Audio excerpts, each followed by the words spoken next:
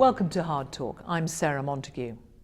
The European Union is in greater trouble than ever before. It's not just because of Brexit. Even founding members, countries like Italy, are unhappy about the direction it's headed. The Italian economy has always struggled within the straitjacket of the euro, and it's wanted its fellow members to help share the burden of the 500,000 migrants who've turned up on its shores over the past 3 years. My guest here at the Italian Embassy in London is Italy's Europe Minister, Sandro Gozi. He's a passionate European. So how does he think the EU should change if it's to survive and win over the next generation of Europeans?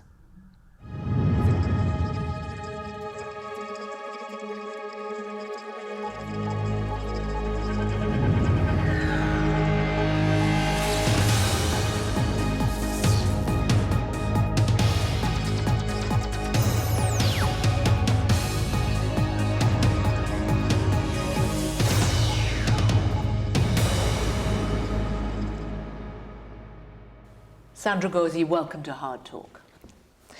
You have said that the beginning of European disintegration has started with Brexit. Is the EU disintegrating? If it remains the status quo, certainly the EU will disintegrate. It must get out of the status quo. It must show that there is a political reaction to the series of crises which has hit very hardly the Union. And among these, the major one is certainly the Brexit decision, but in parallel there was a financial crisis, a migratory crisis, so we need to show that the EU is ready to react. And after all, that the declaration we adopted in Rome on the 25th of March this year is already probably the first political reaction of the 27 leaders after the Brexit. But now we must implement it, that political commitment. Okay, and part of that reaction, is it showing that leaving the EU does not pay, i.e. some punitive element for the UK?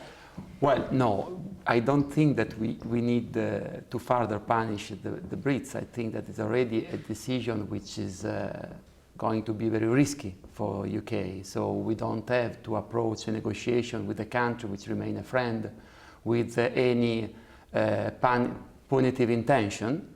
Certainly the negotiation is going to be very complicated, and certainly there is less loose talks about leaving the Union after the Brexit. The paradox is that on the contrary, we were afraid that you would have a domino effect after the Brexit decision, Nexit, Italexit, and so on and so forth.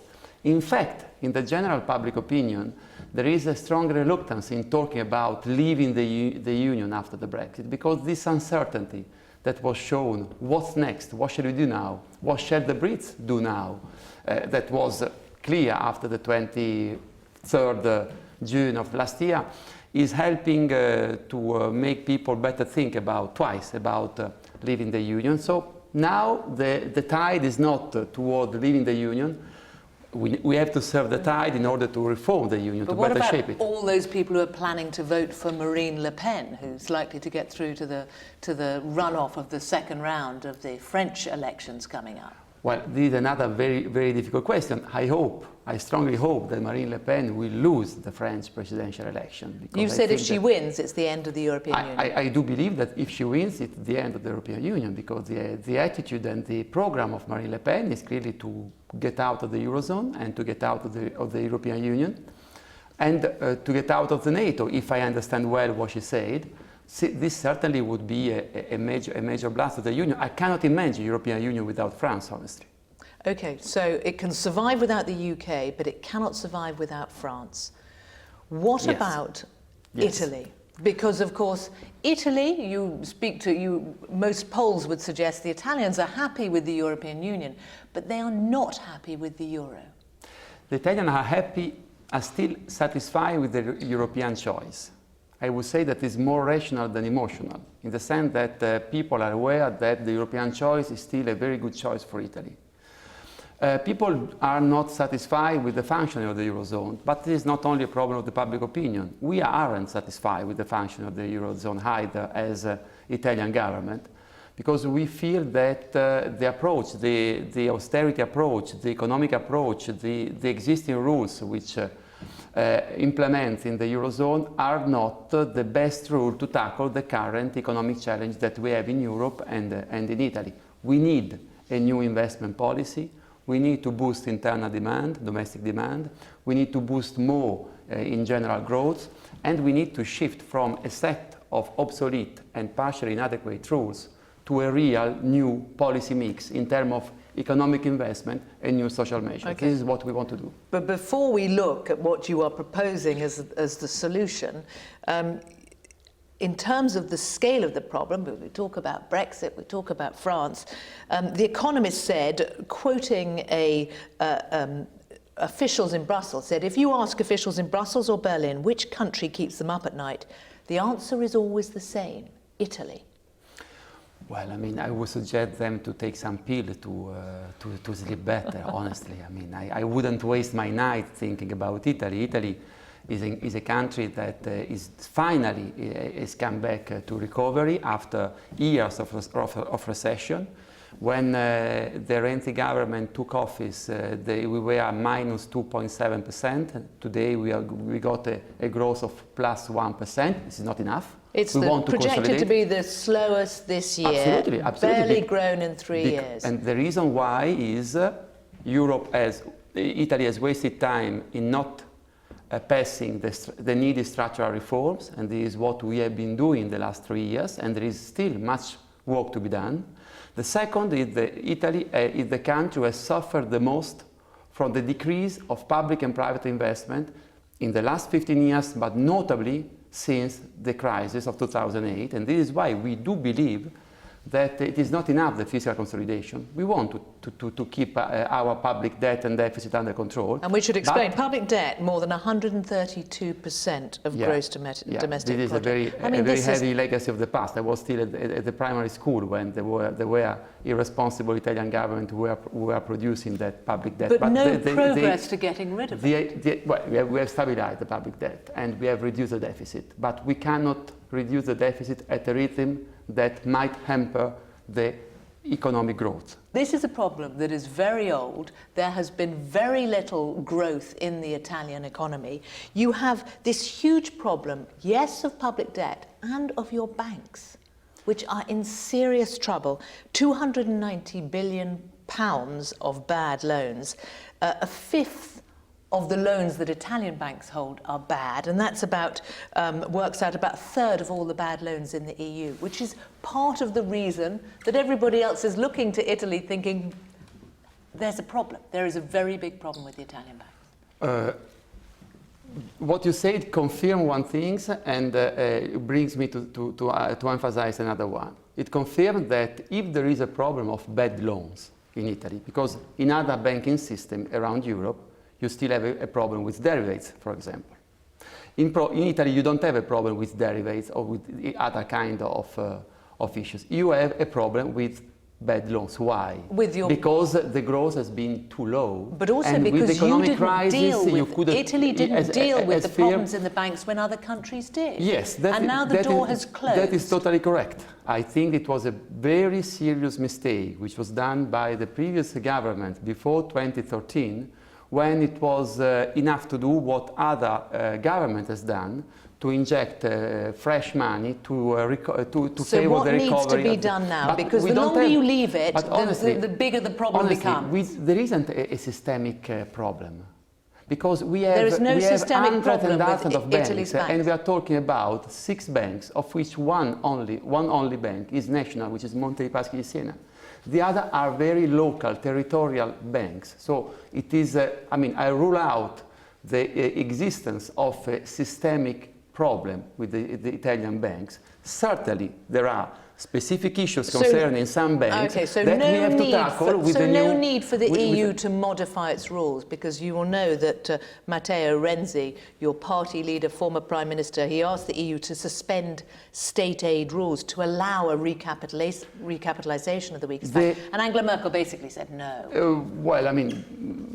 she wasn't supposed neither to say yes, no, or neither no, because it's not the German government who decide this issue, it's the European Commission. But I mean, having said this... She made the point, we wrote the rules for the credit system, we can't change them every 2 years. But from what you're saying, there isn't a need to change them. We should evaluate and assess whether these rules on banking recovery, and this banking recovery directive, for example, have been really implemented in the rest of the Union. If you look, the only case where they have been really fully implemented, it has been in the case of Cyprus. In the other cases, there hasn't been a full implementation of these rules.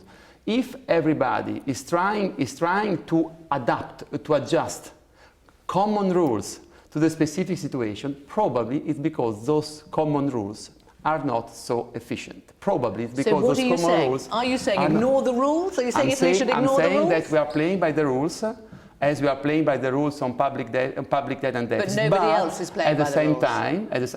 Well, on public debt and deficit, France and Germany in the past didn't play by the rules. We are playing by the rules.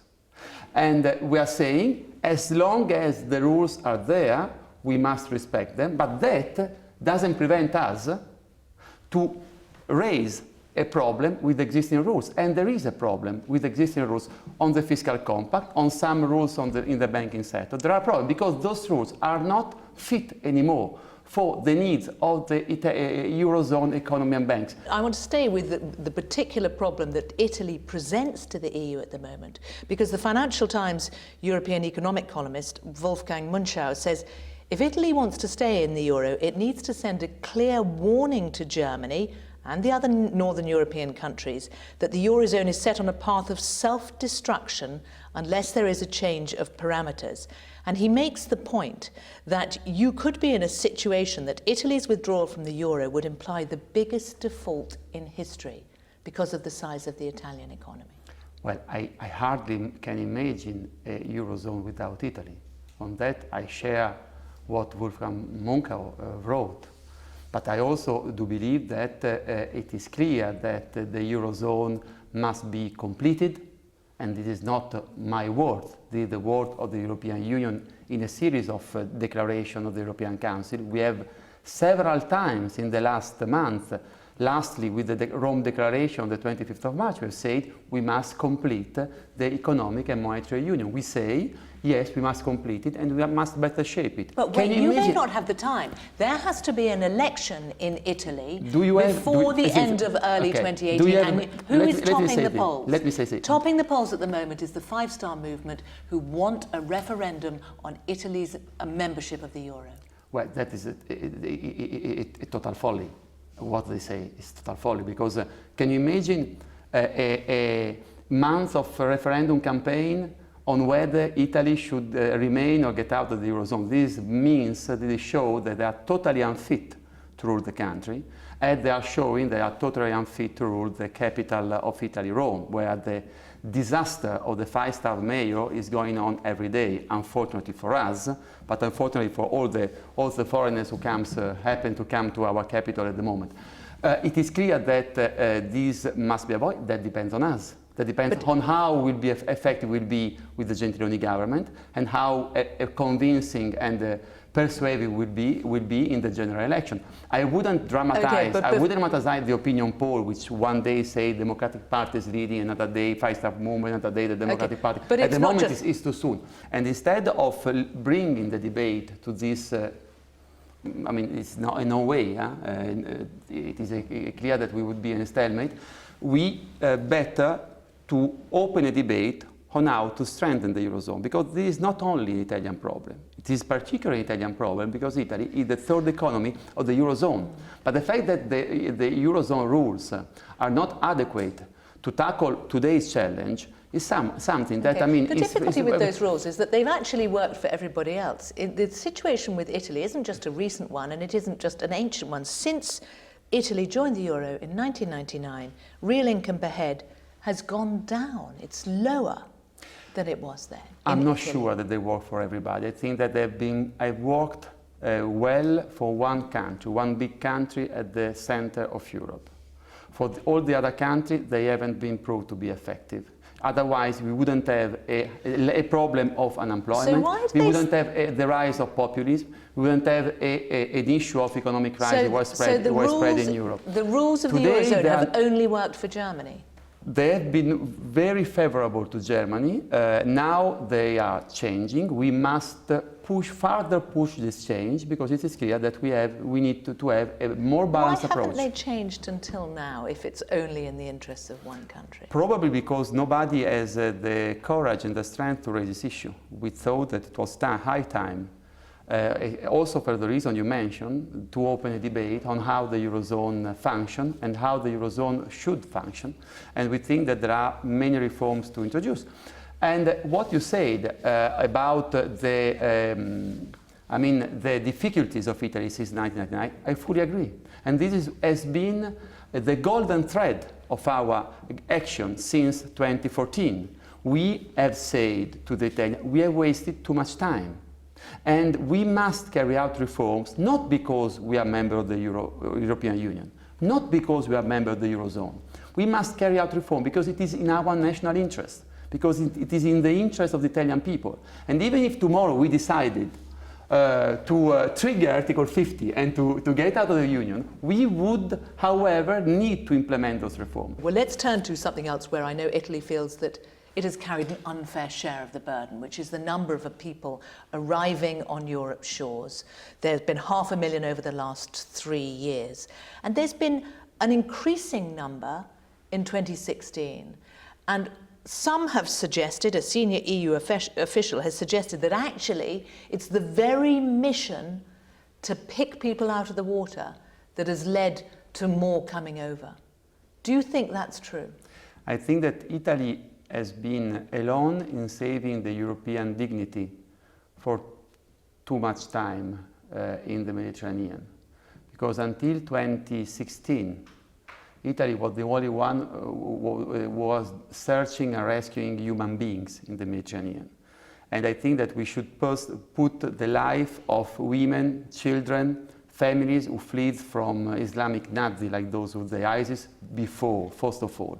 Now, finally, the Mediterranean has become an issue of common interest. And this has been thanks to our action. Now, finally, we consider Libya not an ancient legacy of Italian history, but a common problem, European and international problem. And it is clear that we must do more together. As European Union, and in the future, I hope even with the UK, to tackle the root causes of the migratory flows, to work with the country of origin, to stabilize Libya, because it is clear that the central route through the Mediterranean is a problem for all of us, and we should be much more effective and more united in managing this problem. But I have to say that if I have to compare the situation of the mid-April 2015, when 700 people died in the Mediterranean and Matteo Renzi asked to convene the first extraordinary European summit on migration, and the European summit in La Valletta on the 3rd of February this year, a lot of things have improved, but there is still many things to be done together, notably in working in a new partnership relation with the country of origin and transit. Because you want more countries to take some of those that Italy is taking in, has not yet granted asylum, because you've actually granted asylum to a tiny number. We have to work more together in the relation of Europe and Africa. We have to share the burden, because in the Union and in the continent and in the Schengen area, we have something which is extraordinary. We have freedom. We have freedom to move, freedom to circulate. We don't know frontiers, internal frontiers in the Schengen area. If we want to keep this, which is something which is the biggest outcome of the European Union for our citizens, we certainly must work on the external border, and we must revise rules on asylum which were conceived during the Balkan War. How can we imagine that rules which were conceived 2 decades ago in another century for another crisis can be effective when there is a new state going around in the world, which is composed of 50 million people, are 50 million asylum seekers, according to UN statistics? Your government is now building detention centres, something that under Matteo Renzi it refused to do on humanitarian grounds. No, it never refused to do on humanitarian There grounds. were 4. We have always said... They're building now 16. Yes, because we have always said that we must work and be more effective as Italians and as Europeans also on return policies. And we have said it is not only, we have been negotiating months with the European Commission on the so-called hotspot, the center where we had to identify the potential asylum seekers, but we have always said this is only a part of the issue. The other side of the problem, it is the return policy. Matteo Salvini of the Northern League, the right-wing Northern League, said, were the League and I not made out to be racists inventing fears when they were calling for these centres? And suddenly, as he says, but I thought everything was under control and there's a change of policy. If it was right then, why is it changed? Matteo Salvini as usually pretends not to understand. He understands perfectly, but he pretends not to understand. We need to do much more on the return policy, and we must become much more effective on the return policy, because we want the return policy to become an EU issue. You coined a phrase, the Erasmus generation, which was the idea of politicians like yourself who were pro-European, outward-looking. It is the past tense that you use that worries me. Well, brings me to my question, because many people will say it was your generation that benefited from arguably the best of the EU. And now you look at the polls, you look at the generation who are supporting Marine Le Pen, for example, who are very young. It is the youth who are unemployed, who feel betrayed by what much of the EU has done. Is that a picture that you recognize? I think that when I was 20 years old, I got a lot from Europe. And now that in a governmental position, I feel the duty to give back something to Europe of what Europe has given to me. And this is why I'm so committed in favor of a better European Union. We should never forget that in a little bit more than 40 years, the continent has shifted from the Auschwitz generation to the Erasmus generation. This is what Europe has meant for Europeans. This is the democratic revolution that was mentioned. Why today there are so many young generation, many youngsters who are against the European Union? Because they didn't find the union where they expected to find the union. They didn't find a union because they don't have jobs. Exactly. They didn't find a union which developed a new social policies to create jobs. They didn't find a union of growth. And your answer to them is more integration? My answer is a better economic policy to boost growth, to create jobs, and I don't believe that going back to the national borders, going back to nationalism, can be a solution for these young people who do not have a job, and they are probably much more qualified than we used to be when we were 20 years old. And those policies are being devised in the institutions of the EU in Brussels, are they? Well, I mean, it is clear that we have to shake also the Brussels institutions. I own a lot of respect to the European Commission. I worked in the European Commission, I work in the European Parliament, but this doesn't prevent me to shake them because they have lost touch with the reality. In the last 8 years, they really lost touch with the increasing social inequalities. And if you want to tackle this, national policies, local policies are not enough. We must do more and better also at European Union. Otherwise, we will have lost the battle. Because if you lose the battle of young generation, you have lost the battle. Because Europe has always meant to be a project for the young generations. And is the EU losing the battle at the moment? We must prevent it from losing. Until 2013, it had taken a very bad direction. Now we must correct and redress the direction the EU has taken. I don't think that we must save Europe from those who want to destroy Europe. But we must save Europe also from the mistakes Europe made. And there are many mistakes that need to be corrected. Sandro Gozi, thank you for coming on Hardtalk. Thank you.